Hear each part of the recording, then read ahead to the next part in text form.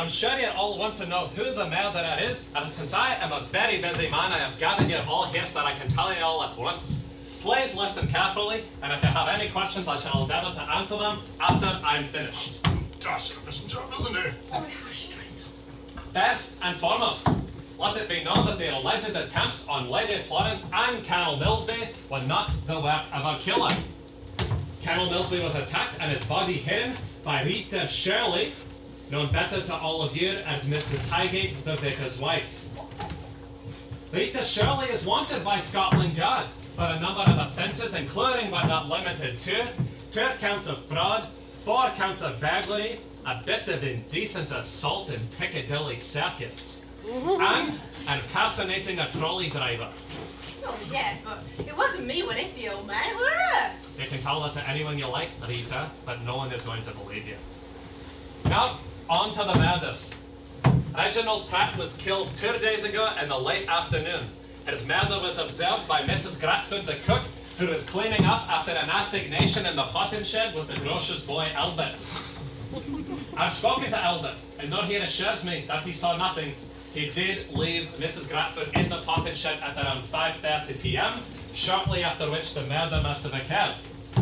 Mrs. Gratford then either confronted the killer on her own, or otherwise let slip what she had seen, and the next day the killer went downstairs into the kitchen and stabbed poor cook with a filleting knife. Oh, dear God, it was her! I never. But you said that She may have threatened you, Mabel, but she is not a killer. Well, how do you know? It seems entirely likely to me. Lita Shirley may certainly have the temperament to be a killer, but she did not have any motive, any opportunity, and she has an alibi being in the village at the time of the attack. But who would want to kill my Reggie? Well, Fitz, for one. Ah, well, if the butler's the one, it ought to be the gardener. Oh, hush, Drysdale. Inspector, why Fitz? Fitz has been the gardener at Fife Hall all his life, and his father, and his father's father before him. Now here comes the odd job man from the village, hanging around the place, and Fitz knows that Lady Florence is in financial difficulty. Oh, really, Inspector? There's no need to broadcast the facts. Naturally, Fitz feels that his livelihood is being threatened. He is getting a wee bit old after all. So, how does he deal with the situation? He goes into the garden, confronts the Pratt boy, strangles him, hides his body only to pretend to find it later. Fitz, how could you? Inspector, I do hate to interrupt you, but I'm afraid you're sorely mistaken.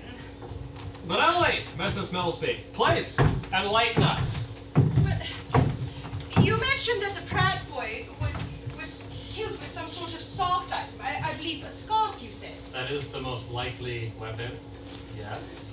Well, look at Fitz. I mean, does he look this sort of type to strangle someone with a soft scarf? No. He's more the type to, to clobber him with a shovel or strangle him with his bare hands, but strangle him with a soft scarf. No. I mean, the injuries were very consistent with a weaker assailant.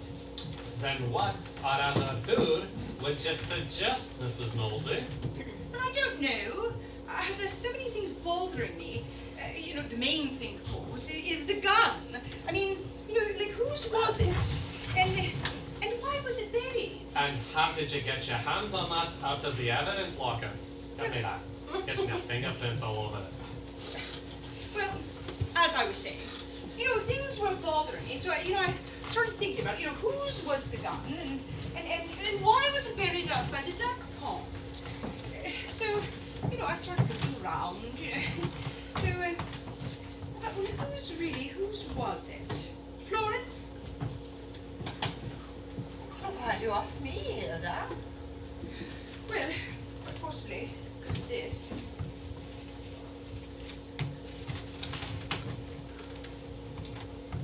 Dear Lady Andrew Fife, my father told me that this pistol should rightfully belong to you.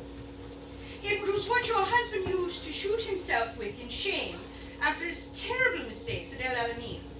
My father always did his best to cover for Colonel Andrew Fife, but I think that the truth should come out. I want my dad's name cleared, Lady Andrew Fife, and the only way for that is for you to let everyone know what really happened. Please do the right thing. Sincerely and with best regards, Reginald Pratt. Did you go through my things, Hilda? Well, of course I did. Of course I have it hard to break. Here it goes. You strangled that poor boy, didn't you? What? All for a herald's honor? He made a hash of things. Oh, Florence, lovesick girl. You know, he was losing it, you know. He lost 82 men in a battle that he could easily have won with little to no bloodshed. His judgment was shot all to hell. Not here, Hilda. Not in front of everyone. It has to be here in front of everyone, Florence. If I told you what I knew in private, you probably would have tried to kill me too, wouldn't you? Please, Hilda. That boy wanted nothing more than to clear his father's name. His father took a dishonorable discharge to keep Harold's name clean. Silly man that he was. No more, Florence. That boy loved your daughter and you killed him. Mother? Ned, we'll not discuss this here. Not in front of strangers and servants. So you killed Cook as well then? Stabbed poor Mrs. Bradford Get a hold of yourself, child. To preserve our name, our reputation. God knows it's all we've got left. So that's why I found you coming up the stairs with... Oh, blood on your nightgown. You've just been stabbing! Oh, I wish I'd managed to push you right down those stairs. I wish you'd broken your neck. Miss Enid, why didn't you tell me that you'd seen your mother coming up the stairs with blood on her nightgown? Good God, girl, if only you'd told me! I didn't want to incriminate my mother. Incriminate her? What did you think she'd been doing? Plucking chickens? No need for that kind of language. With all due respect, Colin, I've only been in possession of all of the facts. Inspector, please. It's as much my fault as it is Enid. We should have come with you with all we knew. Aye, you should have. Well, one never really wants to expect the worst of one's oldest and dearest friends. And you have to understand that, things are all just falling into place, really. I mean, the gun must have been in that parcel that she's been skulking about with for the past few days. Oh, but I only delivered that parcel after the boy was murdered. I know, and that's been bothering me. I mean, it provided her with motive, but only after the fact. So, so I just, of course, I started looking around again, and I went through her desk, and I found, well, yes, Florence, it was very necessary. So I went through the desk, and I found more letters from him, dated earlier in the month, and it appears he's been pleading with her for some time. And he must have assumed that the parcel had been delivered already, and was hoping to plead his case in person as well. So, she killed him in the Delphiniums. Mrs. Gratford saw it, and then what? Told you what she had seen? Either way, Lady Florence, you decided that she had to die. So what did you do? You went downstairs the next morning, left the front door wide open to make it look like an intruder had been in the house, and then stabbed poor Cook in the kitchen. You then proceeded to head up the stairs where you had a great bout of luck as you ran into your daughter Enid, which provided you with a very sound alibi as well as a perfect explanation for the blood on your nightgown. Yes, and she must have buried the gun, and then I'm sure she would have burnt the letters once the police had left.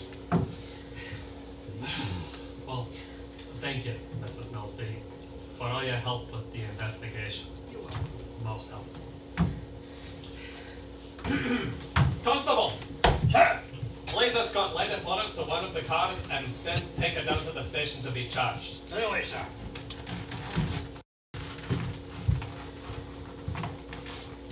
Come with me, please.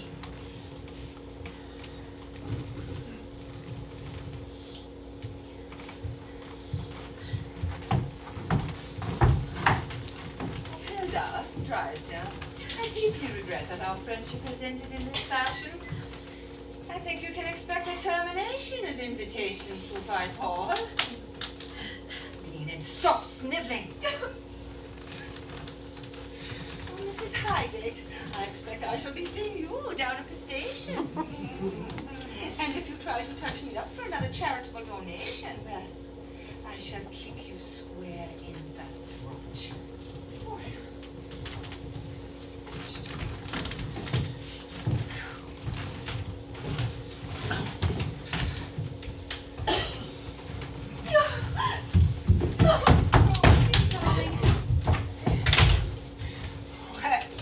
My bit of indecent assault doesn't seem so bad now, does it? Not the nobility running round killing all and sundry, eh? That's enough out of you, Rita. Mrs. Milsman. Inspector, thank you so much for your efficient policing. Fitz, Mabel, you can go. But Mabel, don't ever hit my husband again.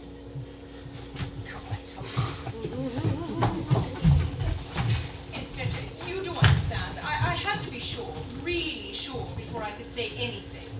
I understand, Mrs. Milsman. Oh, dear God! Are you all right, Inspector? I do hope you won't hold my mother's actions against me. I certainly won't hold that against you, Christina. Now that I'm the lady of the house, please know that you're welcome to Fife Hall anytime. And you too, of course, Aunt Hilda. Oh, darling. Uncle Drysdale.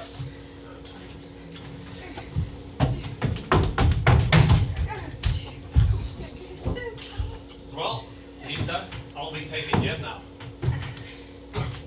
I told you, Inspector. I told you she'd solve it, didn't I?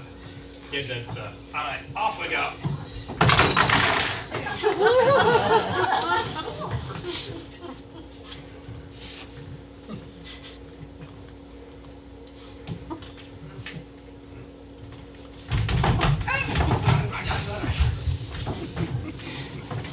Lumpy, I don't know if I can handle any more excitement. It's too much these days, you know, getting older. And you know, since the Poppletons, they were supposed to be here this weekend, why don't we go to their place next weekend? They've got lovely food. Oh, chocolate. There you are. Yes. All right. Oh, careful. Careful, darling.